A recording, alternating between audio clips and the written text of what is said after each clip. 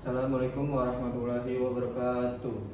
Perkenalkan, nama saya Wahyu Ramdhani, NIM saya 41425010004. Saya ingin menjelaskan tentang PPT saya yang berjudul Analisis Coding Power Quality.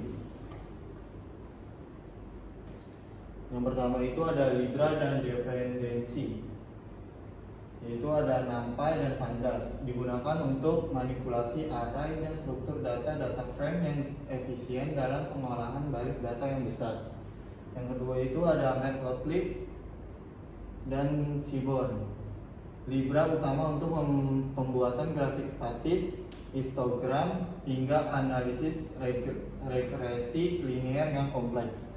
Selanjutnya itu ada MySQL Connector, Brick komunikasi antara Skip Python dengan database exam MySQL untuk proses IO data. Selanjutnya ada konfigurasi database. Yang pertama itu ada dbconfig, mengatur parameter koneksi, yaitu ada host, localhost, user, root, password, empty, database PK1. Selanjutnya itu ada SQL schema. Query insert itu mendefinisikan 20 kolom parameter listrik untuk memastikan integritas data saat migrasi. Selanjutnya itu ada proses ingesti data CSP. Yang pertama itu ada truthcat table, yang berguna itu menghapus data lama di table power quality raw untuk menghindari duplikasi saat skripsi dijalankan ulang. Yang kedua itu ada CSP reader, membaca file dengan encoding UTF-8 dan melakukan pembersihan whiterspace serta konversi nilai kosong menjadi non. Selanjutnya itu ada book insert, menggunakan kursos exam kuteman untuk mengirim ribuan baris data sekaligus meningkatkan kecepatan lawan secara signifikan. Selanjutnya itu ada preprocessing Pandas. Setelah data ditarik dari SQL menggunakan PD read SQL, dilakukan transformasi kritis. Yang pertama itu ada time cleaning, yang menghapus milidetik dari string waktu menggunakan string split. Yang kedua itu ada data time merge, menggabungkan kolom tanggal dan waktu menjadi satu objek data time standar Python.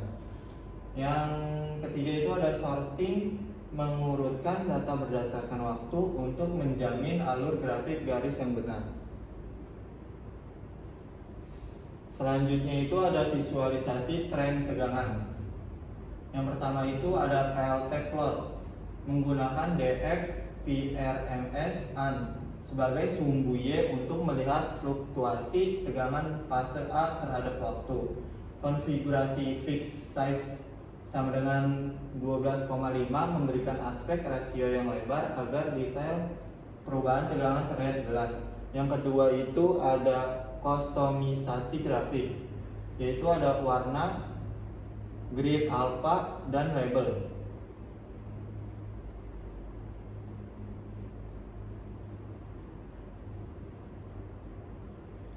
Di sini ada analisis beban arus, perbandingan rata-rata arus, dihitung menggunakan fungsi agregasi MEAN pada tiap kolom page. Visualisasi PLT bar memudahkan identifikasi ketidakseimbangan beban antara outbalance flow. Selanjutnya itu ada distribusi dan outliers. Yang pertama itu ada histogram, mengamati sembarang nilai cost P total melalui PLT hist dengan 20 bins untuk mengetahui dominasi faktor daya pada sistem. Yang kedua itu ada box plot, analisis rentang tegangan 3 fase. Box plot secara otomatis mendeteksi pencilan yang bisa menjadi indikasi adanya sag atau swell tegangan. Nah, di sini ada matriks korelasi. menggunakan SNS map untuk memvisualisasikan hubungan antara variabel nilai mendekati 1 menunjukkan hubungan linear yang sangat kuat.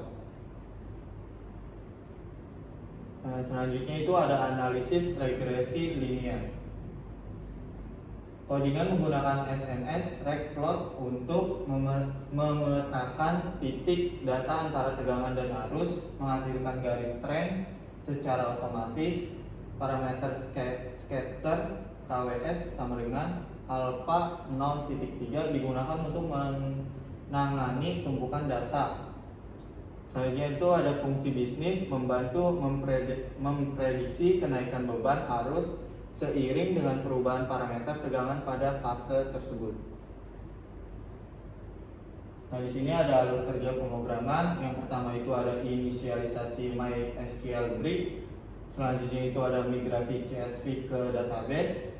Selanjutnya itu ada prep proses via Pandas, dan yang terakhir itu ada analisis grafik dan tren. Sekian presentasi dari saya. Selebihnya mohon maaf. Wassalamualaikum warahmatullahi wabarakatuh.